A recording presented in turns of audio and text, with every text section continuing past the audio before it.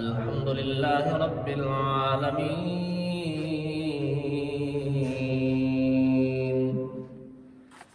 والصلاة والسلام على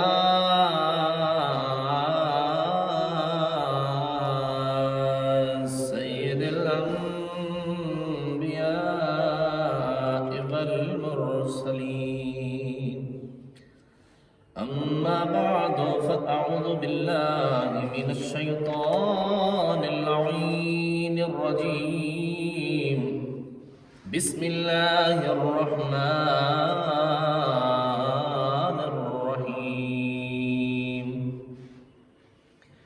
وكيف تكفرون وأنتم تتلى عليكم آيات الله وفيكم رسوله، ومن يعتصم بالله فقد هدي إلى صراط مستقيم. آمنت بالله صدق الله مولانا العظيم، وبلغنا رسوله النبي الكريم الأمين الرؤوف الرحيم. إن الله وملائكته يصلون على النبي يا أيها الذين آمنوا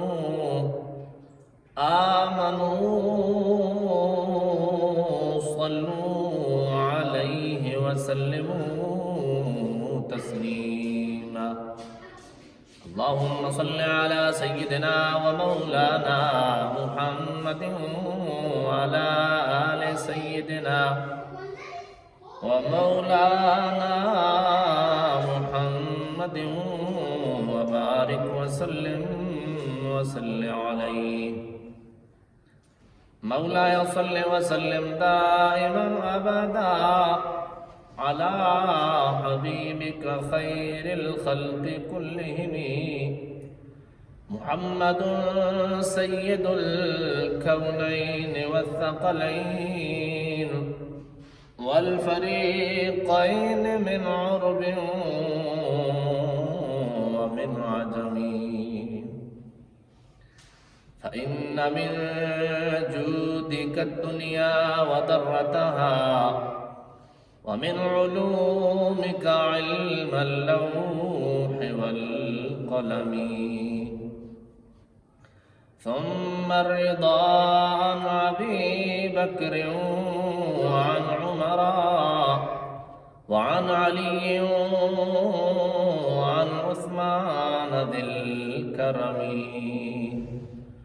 مولاي صل وسلم دائما أبدا على حبيبك خير الخلق كلهم. نہایت واجب الاحترام اللہ تبارک و تعالی کا لاکھوں کروڑوں احسان ہے، جس خالق و مالک نے ہمیں اپنے پاک گھر میں آنے کی توفیق عطا فرمائی.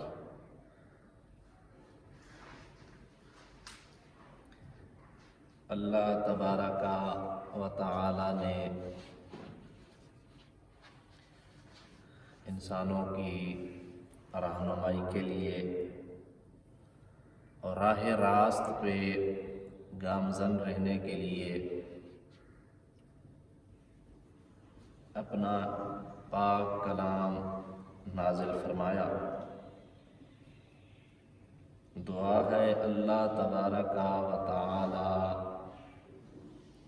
ہم سب کو قرآن کریم پڑھنے کی اور سمجھنے کی توفیق عطا فرمائے، پڑھ کر سمجھ کر اس پر عمل کی توفیق عطا فرمائے. اللہ جیسا کہ آپ جانتے ہیں پچھلے جمعہ جو ہماری آخری آیت تھی اس میں میں نے آپ کو عرض کیا تھا کہ یثرب کے دو قبیلے اوس اور خزرج، ان کے درمیان شروع کے اندر بڑی لڑائیاں ہوئیں۔ تقریباً 120 سال تک یہ دو قبیلے آپس میں لڑتے آ رہے تھے، لیکن جب نبی پاک صاحب لولاک صلی اللہ علیہ وآلہ وسلم جلوہ گر ہوئے، یثرب سے مدینہ بن گیا، اور یہ وہ قبیلے تھے جو ایک دوسرے کے اپنے دشمن تھے، لیکن اللہ کے محبوب صلی اللہ علیہ وآلہ وسلم کے قدموں کی برکت تھی کہ آپس میں بھائی بھائی بن گئے۔ پھر ان کو جب ان کی محبت کو دیکھا گیا، آپس میں پیار کو دیکھا گیا اور انہوں نے اسلام قبول کیا، محبت پیار آپس میں بڑھ گیا، تو یہودیوں سے یہ برداشت نہ ہوا اور انہوں نے سازش کی، اور سازش کے تحت ان کو لڑانے کی کوشش کی، لیکن سرکار دو جہاں صلی اللہ علیہ وسلم جلوہ گر ہوئے اور ان کی لڑائی آپس میں دوستی کے اندر تبدیل ہو گئی۔ اس تمہید کے بعد اللہ تبارک و تعالی نے اسی بات کی طرف اشارہ فرمایا وَكَيْفَ تَكْفُرُونَ، تم کیسے کفر کر سکتے ہو، وَأَنْتُمْ تُتْلَى عَلَيْكُمْ آیَاتُ اللَّهِ، حالانکہ تمہارے اوپر اللہ تبارک و تعالیٰ کی آیات تلاوت کی جا رہی ہیں، وَفِيكُمْ رَسُولُهُ، اور تمہارے درمیان اللہ کا رسول بھی جلوہ گر ہے۔ فرمایا تم کیسے کفر، پیچھے آپ نے واقعہ سن لیا کہ ان دو گروہوں نے ایک دوسرے کے اوپر تلواریں نکال لی، پھر محبوب خدا صلی اللہ علیہ وسلم جلوہ گر ہوئے اور ساری بات ان کو سمجھائی کہ یہ ایک سازش ہے، تو وہ سمجھ گئے۔ تو اللہ کریم نے فرمایا وَكَيْفَ تَكْفُرُونَ، تم کفر کیسے کر سکتے ہو، کفر کی طرف اب کیسے لوٹ سکتے ہو، وَأَنْتُمْ تُتْلَى عَلَيْكُمْ آیَاتُ اللَّهِ، تمہارے اوپر تو اللہ کی آیات تلاوت کی جاتی ہیں، یعنی وہ زمانہ تھا جب قرآن کریم نازل ہو رہا تھا۔ اور دوسری بات فرمائی وَفِيكُمْ رَسُولُ، اور تمہارے درمیان اللہ کے رسول بھی جلوہ گر ہیں۔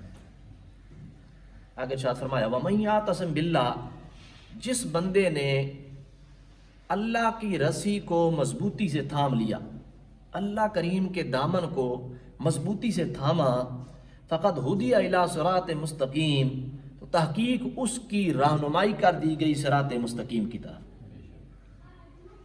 آگے ارشاد فرمایا یا ایھا الذین آمنوا اتقوا اللہ، اے ایمان والو اللہ کریم سے ڈرو، حق تقاتہ، جیسے ڈرنے کا حق ہے، ایسے ڈرو جیسے اس مالک سے ڈرنے کا حق ہے۔ اللہ اکبر۔ تو اب ہر بندہ اللہ کریم سے ایسے تو نہیں ڈر سکتا جیسے کہ ڈرنے کا حق ہے، تو مالک کریم نے ایک اور مقام پہ فرمایا فاتقوا اللہ ما استطعتم، جتنی تمہارے اندر طاقت آئے اتنا مالک سے ڈرا کرو۔ آگے ارشاد فرمایا ولا تموتن، اور ہرگز نہ مرنا، الا وانتم مسلمون، اس حالت میں کہ تم مسلمان ہو، یعنی مسلمان ہونے کی حالت میں مرنا، تمہارے گلے میں اسلام کا پٹا ہو جب تمہاری روح قبض ہو، آخری وقت مسلمانی کی حالت میں گزار کے جانا۔ اللہ اکبر۔ اللہ تبارک و تعالیٰ نے یہاں ایک راز کی طرف، ایک نقطے کی طرف ہماری رہنمائی کی کہ یہ نہیں ہے کہ بندہ 2 دن مسلمان رہے، 3 دن مسلمان رہے، بلکہ فرمایا ساری زندگی تو اسلام کے اوپر گزار، اور ہر وقت اپنے مالک سے یہ دعا مانگتا رہے، یا مقلب القلوب ثبت قلبی علی دینک۔ نبی پاک صلی اللہ علیہ وسلم یہ دعا اکثر فرمایا کرتے تھے، یا مقلب القلوب ثبت قلبی علی دینک، اے دلوں کو پھیرنے والے میرے دل کو اپنے دین کے اوپر قائم و دائم رکھ۔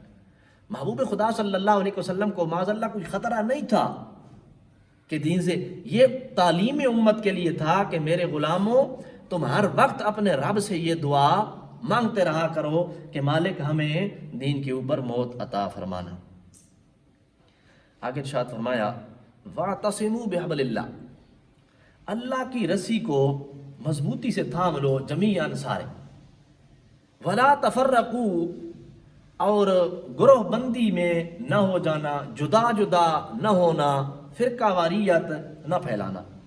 وَاذْكُرُوا نِعْمَةَ اللَّهِ، اللہ کی اس نعمت کو یاد کرو، علیکم جو اس نے تمہارے اوپر کی، اذ کنتم اعداء، اس وقت جب تم ایک دوسرے کے دشمن تھے، فَأَلَّفَ بَيْنَ قُلُوبِكُمْ، اللہ نے تمہارے دلوں کے اندر محبت ڈال دی، فَأَصْبَحْتُمْ بِنِعْمَتِهِ إِخْوَانًا، تو پھر تم کیا ہوا، ایک دوسرے کے بھائی بھائی بن گئے۔ اس نعمت سے کیا مراد ہے؟ کریم رب فرماتا ہے وَاذْكُرُوا نِعْمَةَ اللَّهِ، اللہ کی نعمت کو یاد کرو۔ پیچھے میں نے آپ کو جو تمہید بتائی کہ سرکار دو جہاں صلی اللہ علیہ وآلہ وسلم کی آمد سے پہلے مشرکین کے اندر، یثرب کے لوگوں کے اندر، دیگر لوگوں کے اندر انتہائی بڑی لمبی چوڑی لڑائیاں ہوتی رہیں، اور جب سرکار دو جہاں صلی اللہ علیہ وسلم جلوہ گر ہوئے تو وہ ایک دوسرے کے بھائی بھائی بن گئے۔ تو اللہ کریم اسی نعمت کی طرف اشارہ فرما رہا ہے، فرماتا ہے وَاذْكُرُوا نِعْمَةَ اللَّهِ، اللہ کی نعمت کو یاد کرو۔ اب اللہ کی نعمت کو یاد کرنا کیا ہے؟ یعنی مالک کا شکر ادا کرو۔ جو نعمت اللہ نے تمہیں دی ہے اس کی تعریف و توصیف بیان کرو۔ اب اس نعمت کے لیے اکیلا بندہ بیٹھ جائے تب بھی ٹھیک ہے، اگر 4 دوستوں کو جمع کر لے، دوست اکٹھے کر لے، یار مالک کہتا ہے وَاذْكُرُوا نِعْمَةَ اللَّهِ، ذکر کرو اس نعمت کا، علیکم جو اللہ نے تمہارے اوپر کی ہے۔ اور کرم کتنا فرمایا، اذ کنتم اعداء، فرمایا اس سے پہلے تم دشمن تھے، ایک دوسرے کو مارنے والے تھے، جانی دشمن تھے، کئی جانیں لے چکے تھے، عرب کے اندر خون ہی خون تھا۔ فَأَلَّفَ بَيْنَ قُلُوبِكُمْ، اس نعمت کی وجہ سے اللہ نے تمہیں ایک دوسرے کا کیا کیا، تمہارے دلوں کے اندر محبت ڈال دی۔ فَأَصْبَحْتُمْ بِنِعْمَتِهِ إِخْوَانًا، اس نعمت کی وجہ سے اللہ نے تمہیں بھائی بھائی بنا دیا۔ تو اس نعمت سے مراد علماء کرام فرماتے ہیں سرکار دو جہاں صلی اللہ علیہ وسلم کی ذات مبارکہ ہے۔ آگے ارشاد فرمایا وَكُنْتُمْ عَلَى شَفَا حُفْرَةٍ مِّنَ النَّارِ، اور تم تھے آگ کے کنارے کے اوپر تھے، آگ کے گڑھے کے کنارے کے اوپر تھے، فَأَنْقَذَكُم مِّنْهَا، اس نے تمہیں اس سے بچا لیا۔ یعنی اگر اسی حالت میں رہتے جیسے تم کر رہے تھے، جیسی تمہاری حرکتیں تھیں، اللہ تمہارے اوپر اپنی نعمت نہ فرماتا، اپنا فضل نہ فرماتا، تو پھر کیا ہوتا، تم جہنم کا ایندھن بن جاتے۔ آگے فرمایا كَذَلِكَ يُبَيِّنُ اللَّهُ لَكُمْ آيَاتِهِ، اسی طرح اللہ کریم اپنی آیات، اپنی نشانیاں تمہارے سامنے بیان کرتا ہے، لَعَلَّكُمْ تَهْتَدُونَ، تاکہ تم ہدایت پا جاؤ۔ اللہ اکبر۔ نبی پاک صاحب الاولاق صلی اللہ علیہ وآلہ وسلم، دیگر بھی ہماری اللہ نے ہمیں نعمتیں دی ہیں، لیکن ان نعمتوں کی جو سردار ہے، جو نعمت عظمیٰ ہے، وہ محبوب خدا صلی اللہ علیہ وسلم کی ذات مبارکہ ہے۔ سب نعمتوں سے بڑھ کر یہ نعمت ہے۔ تو مالک فرماتا ہے وَاذْكُرُوا نِعْمَةَ اللَّهِ، اللہ کی نعمت کو یاد کیا کرو، ذکر کیا کرو۔ اللہ اکبر۔ آگے ارشاد فرمایا لَعَلَّكُمْ تَهْتَدُونَ، تاکہ تم ہدایت پاؤ۔ آگے ارشاد فرمایا وَلْتَكُن مِّنكُمْ أُمَّةٌ يَدْعُونَ إِلَى الْخَيْرِ، تمہارے اندر ایک ایسا گروہ ہونا چاہیے، ایک ایسی جماعت ہونی چاہیے، یدعون الی الخیر، جو لوگوں کو بھلائی کی طرف بلائے، نیک کاموں کی طرف بلائے، ویأمرون بالمعروف، نیکی کا حکم دے، وَيَنْهَوْنَ عَنِ الْمُنْكَرِ برائی سے روکے وَأُولَئِكَ هُمُ الْمُفْلِحُونَ یہی لوگ کامیاب ہیں. یعنی تمہارے اندر ایک جماعت ہو جو برائی سے روکے اچھائی کا حکم دے اور کیا ہے وَأُولَئِكَ هُمُ فرمایا یہی اگر یہ صفات تمہارے اندر آ گئیں ایک جماعت ہو اچھائی کا حکم دے برائی سے روکے وَأُولَئِكَ هُمُ الْمُفْلِحُونَ یہی لوگ کامیاب ہیں. اللہ کریم نے یہ کامیابی کی علامت بیان فرمائی. حدیث پاک میں آتا ہے سرکار دو جہاں صلی اللہ علیہ وسلم نے ارشاد فرمایا من رآ منکم منکرا فلیغیرہ بیدہ فرمایا تم میں سے کوئی شخص جب برائی دیکھے فلیغیرہ بیدہ اس کو ہاتھ سے روکے فإن لم یستطع فبلسانہ اگر ہاتھ سے روکنے کی طاقت بندے میں نہیں ہے فبلسانہ پھر زبان سے کہہ دے اگر زبان سے بھی نہیں روک سکتا فرمایا فبقلبہ وذالک اضعف الایمان پھر دل میں اس برے کو برا جانے اور یہ ایمان کا کمزور ترین درجہ ہے. یہ کمزور ترین درجہ ایمان کا. یعنی جتنا بندہ برائی کو روک سکتا ہے حاکم وقت ہے ایک گاؤں کا چودھری ہے بڑا ہے اس کی بات لوگ مانتے ہیں دیگر ساری باتیں مانتے ہیں ظاہر ہے یہ بھی جب منع کرے گا تو منع ہو جائیں گے تو اس کے اوپر ضروری ہے کہ جب کوئی برائی ہو رہی ہے تو وہ ہاتھ سے روکنے کی طاقت رکھتا ہے تو وہ اس کو روکے اور نہیں کر سکتا تو جو لوگ جانور لڑاتے ہیں وہ تو کم از کم روک سکتا ہے. بڑی برائیاں نہیں روک سکتا چھوٹی موٹی برائیاں جو ہمارے معاشرے میں عام ہوتی ہیں اور جن کو ہم برائی نہیں سمجھتے جن کو ہم سیر و تفریح کا ذریعہ سمجھتے ہیں وہ تو روک سکتا ہے. علماء فرماتے ہیں جس بندے نے میں طاقت ہو برائی کو روکنے کی اور برائی کو نہ روکے وہ گناہگار ہے. ایک حدیث پاک میں آتا ہے وہ بندہ جس کے سامنے برائی ہو اور وہ اس برائی کو اپنے دل میں برا جانے اگرچہ پاس موجود ہو پاس کھڑا ہو دیکھ رہا ہو لیکن دل ہی دل میں یہ کہہ رہا ہو کہ یہ کام برا ہو رہا ہے ہاتھ سے روکنے کی طاقت نہیں رکھتا زبان سے بول بھی نہیں سکتا لیکن دل میں اس کام کو برا جانتا ہے تو فرمایا وہ اس طرح ہے گویا وہ وہاں موجود ہی نہیں ہے. لیکن وہ بندہ کہ جس کو پتا چلے فلاں برائی ہوئی ہے برا کام ہوا ہے اس کے باوجود وہ بندہ راضی ہو موجود تو نہ ہو لیکن اس برے کام پہ راضی ہو فرمایا وہ اس طرح ہے گویا وہ بھی مجلس میں موجود ہے گویا برائی کی مجلس میں موجود ہے. یعنی جو برائی پہ راضی ہے تو وہ بھی گویا برائی کی مجلس میں موجود ہے. ایک اور حدیث پاک میں آتا ہے کہ برائی ہو جس کا مفہوم حدیث کا یہ ہے کہ جب برائی ہو تو اس کو روکیں ہاتھ سے طاقت رکھتے ہیں تو ہاتھ سے روکیں زبان سے کہہ سکتے ہیں تو زبان سے کہہ دیں کہ یار یہ کام برا ہے بس آپ کا کام ہے کہہ دینا یہ کام اچھا نہیں ہے برا ہے یہ کہہ دیں.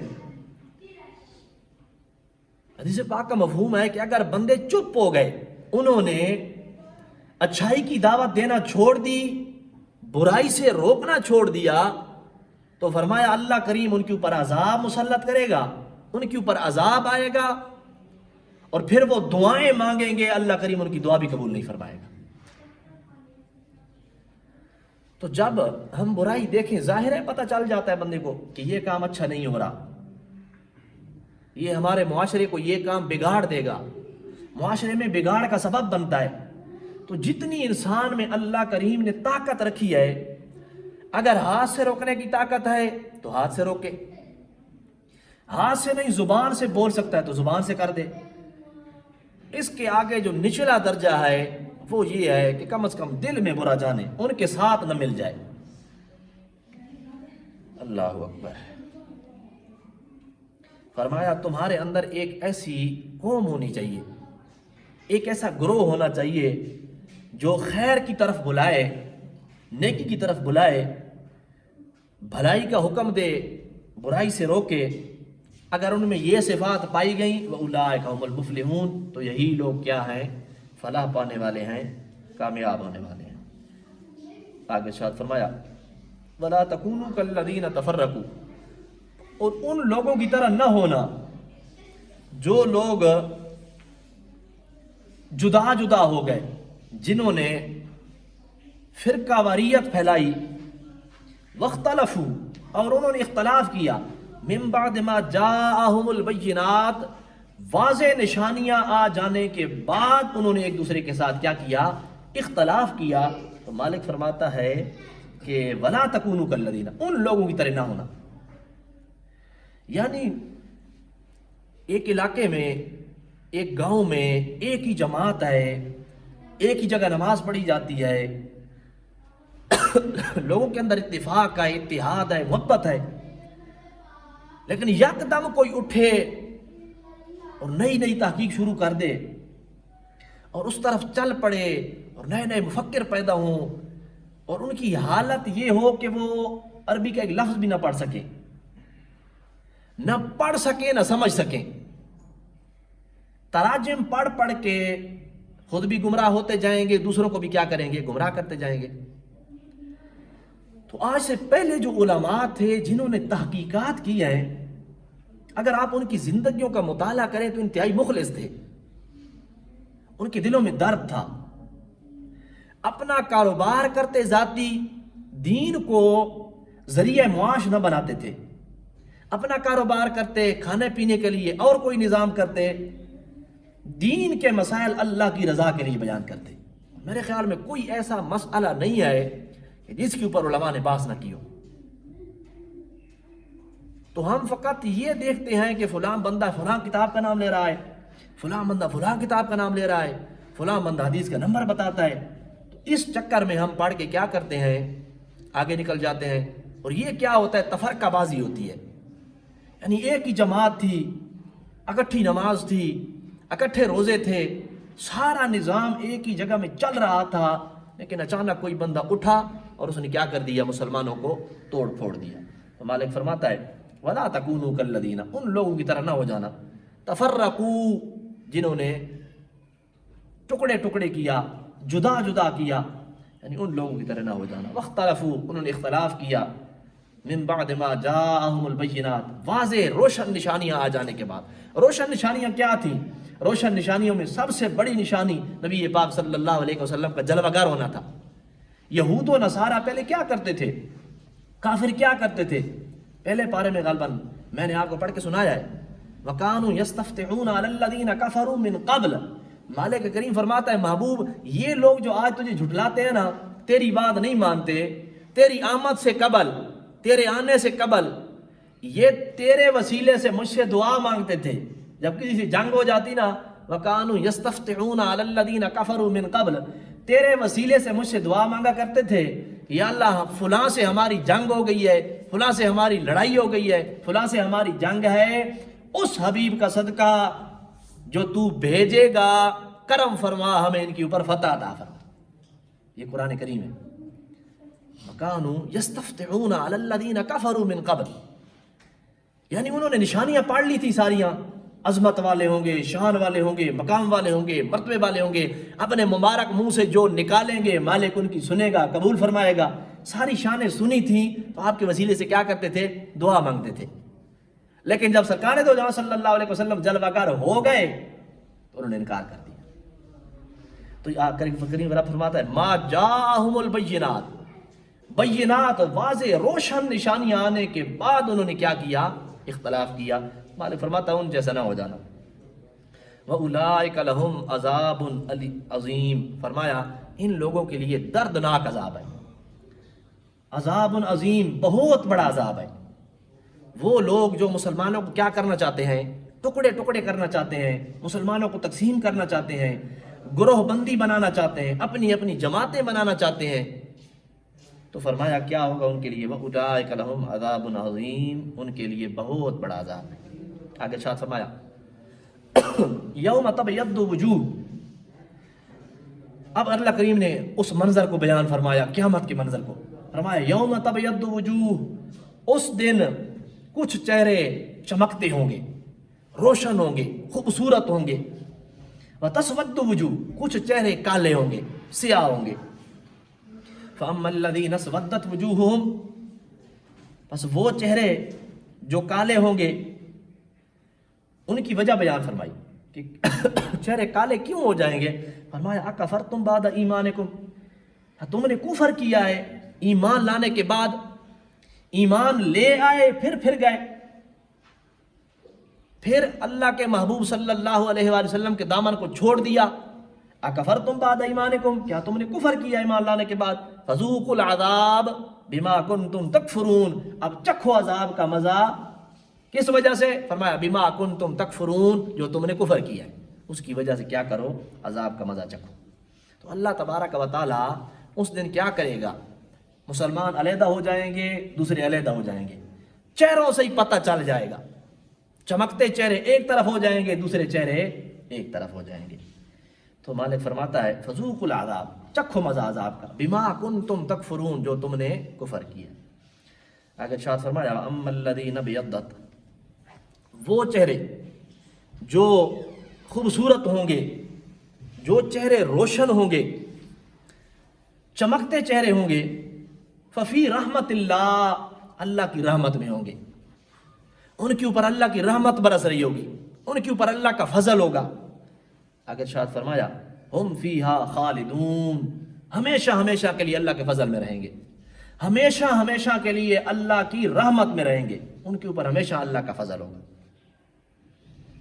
آگے ارشاد فرمایا تلک آیات اللہ، یہ اللہ کریم کی نشانی ہے، اللہ کریم کی آیات ہیں. فرمایا تلک آیات اللہ، یہ اللہ کریم کی آیات ہیں، نتلوہا، جو ہم تلاوت کرتے ہیں، علیک بالحق، تیرے اوپر ٹھیک حق کے ساتھ. یعنی یہ جو آپ کو محبوب کریم صلی اللہ علیہ وسلم یہ ساری بات سنا رہے ہیں، یہ اللہ کریم کی آیات ہیں جو تجھے پوری حق کے ساتھ مکمل تیرے سامنے کیا کر رہے ہیں، تلاوت کر رہے ہیں. کوئی بندہ دھوکے میں نہ رہ جائے، کوئی بندہ غلط فہمی میں نہ رہ جائے کہ پتہ نہیں حساب ہوگا کہ نہیں ہوگا، کیا ہوگا. اس جہان میں تو کھاؤ پیو، اپنا بھی کھاؤ، حرام بھی کھاؤ، حلال بھی کھاؤ، سارا اکٹھا کر کے کھا جاؤ، آگے جہان دیکھا جائے گا. تو مالک کہتا ہے نہیں، تلک آیات اللہ نتلوہا علیک بالحق، یہ اللہ کی آیات ہے جو ہم تمہیں حق کے ساتھ تمہارے اوپر تلاوت کرتے ہیں. آگے ارشاد فرمایا وَمَا اللَّهُ يُرِيدُ ظُلْمًا لِلْعَالَمِينَ، اللہ کریم ارادہ نہیں فرماتا عالمین کے اوپر ظلم کا. اللہ کریم جہان والوں کے اوپر ظلم کا ارادہ نہیں فرماتا.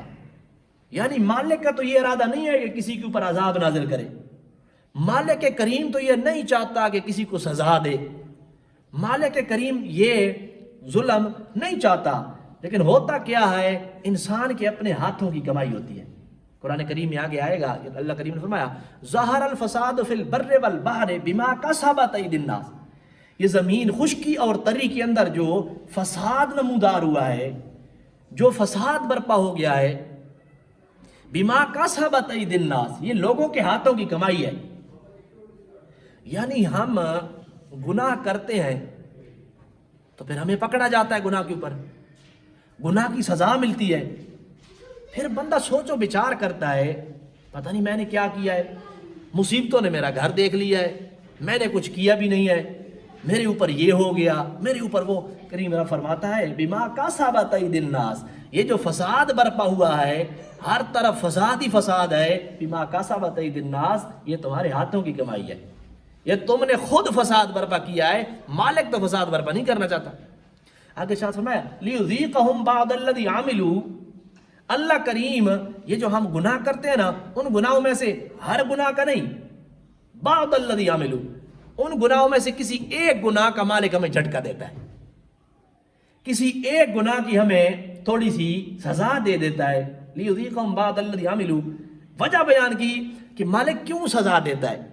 سزا تو آخرت میں ہوگی، تو یہاں بھی چھوٹا سا جھٹکا لگ جاتا ہے بندے کو، میرے کریم اس کی وجہ کیا ہے، کیوں ہمیں سزا ملتی ہے. فرمایا لعلہم یرجعون، میرا بندہ بڑا دور نکل جاتا ہے گناہوں سے تو تھوڑا جھٹکا دیتا ہوں اس کو، سزا دیتا ہوں اس کو، لعلہم یرجعون، ہو سکتا ہے پلٹ آئے، ہو سکتا ہے اپنے رب کی طرف آ جائے. تو کوئی بندہ اس بات سے پریشان نہ ہو کہ میرے اوپر بڑی مصیبتیں آئی ہیں، ایک مصیبت سے جان چھڑاتا ہوں دوسری آ جاتی ہے. دھیان کرنا چاہیے. اللہ کا جو نیک صالح متقی پرہیزگار بندہ ہوتا ہے نا، وہ سوچتا ہے یار میرے اوپر مصیبت آئی ہے، کیوں آئی ہے؟ یہ مجھے جھٹکا لگا ہے، یہ کیوں لگا ہے؟ سوچو بچار، اللہ کا بندہ سوچو بچار کرتا ہے. جب بھی کوئی آپ کے اوپر پریشانی آئے، دکھ آئے، تکلیف آئے تو فوراً سوچو کوئی کہیں غلطی تو نہیں کر آیا، میں کسی کا دل تو نہیں توڑ کے آیا، کسی غریب کا مال تو نہیں کھا گیا، کسی غریب کو دھکا تو نہیں دے دیا، کسی کو پریشان کر کے تو نہیں آیا. یہ جب سوچو گے تو کوئی نہ کوئی تمہیں وجہ مل جائے گی. جب وجہ ملے گی تو پھر اپنے رب کے سامنے جھک جانا، سجدہ ریز ہو جانا. مالک فرماتا ہے فَأُولَٰئِكَ يُبَدِّلُ اللَّهُ سَيِّئَاتِهِمْ حَسَنَاتٍ، کہ جب میرا بندہ میرے سامنے جھک جاتا ہے گناہ کر کے، آ جاتا ہے میرے دربار میں معافی مانگ لیتا ہے، میں اس کو گناہوں کو بھی نیکیاں بنا دیتا ہوں. پھر مالک گناہوں کو بھی نیکیاں بنا دیتا ہے. تو اللہ کریم نے فرمایا لِيُذِيقَهُمْ بَعْضَ الَّذِي عَمِلُوا لَعَلَّهُمْ يَرْجِعُونَ. ہر گناہ کی سزا نہیں دیتا مالک، کسی گناہ کی سزا دے دیتا ہے تاکہ بندہ کیا کرے، توبہ کر کے اپنے رب کے دربار میں واپس آ جائے. اللہ کریم فرماتا ہے وَمَا اللَّهُ يُرِيدُ ظُلْمًا لِلْعَالَمِينَ. اللہ کریم ظلم کا ارادہ نہیں فرماتا، جہان والوں پہ ظلم کا ارادہ نہیں فرماتا. جو ہمیں تکلیف آتی ہے، جو ہمیں مصیبت آتی ہے، جو پریشانی آتی ہے، یہ ہمارے اپنے ہاتھوں کی کمائی ہوتی ہے. اللہ اکبر. اگر شاہ فرمایا وَلِلَّهِ مَا فِي السَّمَاوَاتِ وَمَا فِي الْأَرْضِ. اللہ کے لیے ہے جو کچھ آسمانوں میں ہے، جو زمین میں ہے. وَإِلَى اللَّهِ تُرْجَعُ الْأُمُورِ. سارے کام اس مالک کی طرف لوٹائے جائیں گے، تمام احکامات، سارے حکم اس کی طرف کیا ہوں گے، لوٹ جائیں گے. یعنی ابھی تو ہے نا فلاں کا بھی حکم چلتا ہے، فلاں کا بھی چلتا ہے، لیکن ایک دن آئے گا وَالْأَمْرُ يَوْمَئِذٍ لِلَّهِ. آواز آئے گی اَيْنَ الْجَبَّارُونَ. کہاں ہیں تکبر کرنے والے، کہاں ہیں لوگوں کے اوپر غصہ کرنے والے. اَيْنَ الْمُتَكَبِّرُونَ. متکبر کہاں ہیں، جو اکڑ کے چلتے تھے وہ کہاں ہیں، لوگوں کو روندنے والے وہ کہاں ہیں. تو خاموشی چھا جائے گی، آواز آئے گی وَالْأَمْرُ يَوْمَئِذٍ لِلَّهِ. اس دن فقط اللہ کا حکم ہوگا، کسی کو بولنے کی طاقت نہیں ہوگی. تو اللہ تبارک و تعالیٰ نے اس کتاب کو ہماری ہدایت کے لیے بھیجا. اللہ اکبر. اور ہم نے اس کو صرف محدود کر دیا ہے ختموں تک. اس کو پڑھنا ہے، ثواب تو بڑا ہے اس کے اندر. یہ وہ کتاب ہے کہ بندے کو سمجھ نہیں بھی آتی، پڑھتا جاتا ہے پھر بھی مالک اس کو سکون دیتا ہے. بغیر سمجھ کے پڑھتا ہے تب بھی دل میں ٹھنڈ پڑتی ہے. تو یار جو بندہ سمجھ کے پڑھے، جس کو یہ قرآن سمجھ آتا جائے، سمجھنے کی کوشش کرے، اس کے دل میں کتنی ٹھنڈ پڑے گی، کتنا اسے سکون ملے گا. یعنی قرآن کریم کی بعض آیات کی شان بیان کی گئی، جیسے آیات الکرسی ہے، دیگر کئی آیات ہیں. سورہ اخلاص ہے. سورہ اخلاص کے بارے میں آتا ہے کہ جو بندہ سورہ اخلاص محبت سے پڑھے، پیار سے پڑھے. ایک صحابی تھے، سرکار دو جہاں صلی اللہ علیہ وسلم نے لشکر کو بھیجا تو اس صحابی سے فرمایا کہ تو نے ان کی امامت کروانی ہے، تو ان کا امام ہے. وہ صحابی ان کے امام بن گئے. وہ جب نماز پڑھاتے نا تو ہر رکعت میں کیا کرتے، سورہ اخلاص پڑھتے، قل هو اللہ احد. کوئی اور سورت بھی پڑھتے ساتھ، قل هو اللہ احد ضرور پڑھتے. جب صحابہ واپس آئے نا تو واپس آ کے انہوں نے بارگاہ رسالت میں عرض کی کہ یا رسول اللہ صلی اللہ علیہ وسلم، یہ ہمارا امام کوئی سورت اور بھی پڑھتا تھا نماز میں، ساتھ سورہ اخلاص ضرور پڑھتا تھا. سرکار دو جہاں صلی اللہ علیہ وسلم نے اسے بلایا. یہ میں اس لیے بتا رہا ہوں، آسان سورت ہے، پڑھا کریں اس کو، چلتے پھرتے پڑھا کریں، توجہ کے ساتھ، محبت کے ساتھ، پیار کے ساتھ اس کو پڑھا کریں. ہر بچے کو یاد ہے، ہر بندے کو یاد ہے. قل هو اللہ احد، آسان سورت ہے. تو سرکار دو جہاں صلی اللہ علیہ وسلم نے اس صحابی کو بلایا، فرمایا یہ کیا کہتے ہیں؟ عرض کی یا رسول اللہ یہ ٹھیک کہتے ہیں. اے اللہ کے پیارے محبوب، اس سورت سے مجھے پیار ہی بڑا ہے، محبت ہی بڑی ہے. محبوب خدا صلی اللہ علیہ وسلم نے فرمایا اے میرے غلام، اس سورت کا پیار، اس سورت کا محبت، اس سورت کے ساتھ محبت کرنا، پیار کرنا تجھے جنت میں لے جائے گا. جو بندہ ایک سورت سے پیار کرے، ایک سورت کو پڑھے تو مالک اس کو جنتی بنا دے. جو بندہ پورے قرآن کو پڑھے، سمجھ کے پڑھے، اس کی حالت کیا ہوگی. دعا ہے اللہ تبارک و تعالی ہم سب کو قرآن کریم محبت شوق کے ساتھ پڑھنے کی توفیق عطا فرمائے، عمل کی توفیق عطا فرمائے، آمین ثم آمین، وما علینا الا البلاغ المبین۔